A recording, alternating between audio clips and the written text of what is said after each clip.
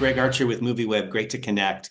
I love this series. It's so freakishly fun, but I have to ask, Stephanie, what is a memorable, freakishly weird dating experience you had that informed your choices moving forward in real life? Oh, interesting. Interesting. Well, I will say the shortest date I ever went on was I like tried internet dating once, like back in the day, and I really was doing like a one right after the other just to be like, okay, this is an app, this is a video game, right? Uh-huh. And but I didn't like it, and I remember sitting down with someone, and within truly 5 minutes, I was like, oh, this is truly just not for me. So I like chugged the glass of wine, and I think I said I was going to go to a comedy show, and it was about truly 15 minutes long. Wow. Then you never internet dated again. Yeah, Yeah. not for Thank you. me personally. Yeah, I get it. I totally get it. You two didn't know each other before this happened, before this came together. I believe you met on Zoom. But so how did you know? When did you know? How long did it take into actually coming together, reading it and filming that your characters clicked, like you two clicked as actors?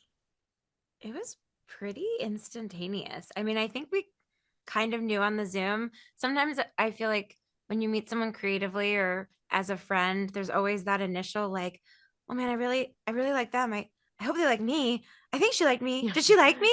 And then the first week of working together often feels a little like you're just kind of figuring each other out.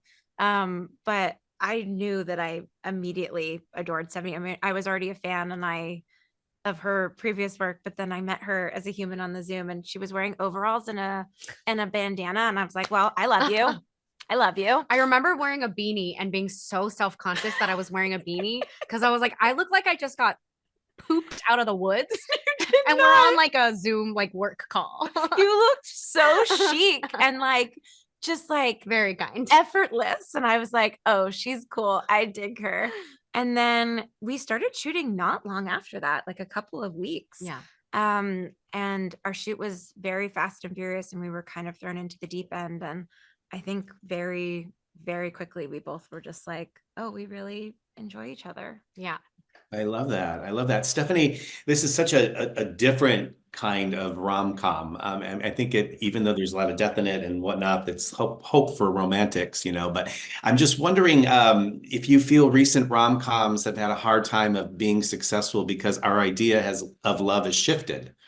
That is literally my philosophical rant. That is exactly what I think. And that's what attracted me to this project because I grew up in the heyday of rom-coms and I miss them. And I have been wondering why we can't quite find one that feels relevant to these times. And I do think it's because finding love and is a little bit more difficult and our concept of love has shifted, and so it takes a sort of twisted premise to kind of ask the hard questions that maybe we've been asking since forever, but just asking them in a new contemporary light.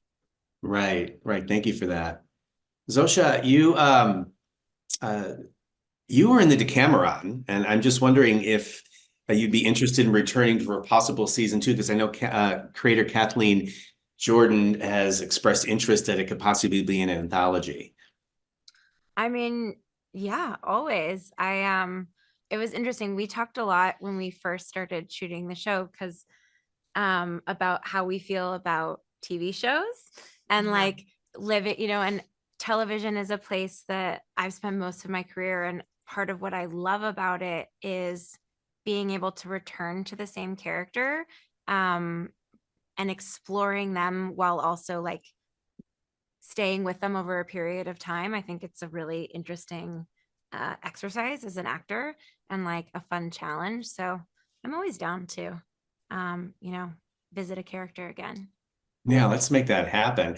I'm curious because you guys seem like you're having so much fun in this show. I mean, were there a lot of times where like somebody had to yell cut because did you guys break each other up and have to like break the scene and you just had so much fun and was there a lot of ad lib?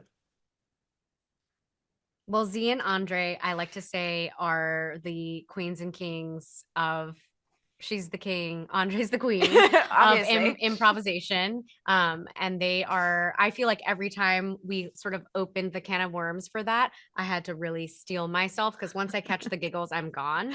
That's true. Yeah. There was one scene with Tommy and Michael in episode, I think 7 or 8, where unfortunately I had just watched Bruce Almighty over the weekend. And I really, it always comes back to Bruce Almighty, but I really wanted to show them the scene between Jim Carrey and Steve Carell. And I don't have my phone on set, but like that day was a little weird. And we went to the side in between takes to watch it, and we couldn't stop giggling and had to shoot a very dramatic scene. And it was there, I had to actually go to Nanachka and be like, hey, can we actually shoot my coverage? I just want to make sure we land this beat because we're you were overtaken. We're overtaken. Mm-hmm.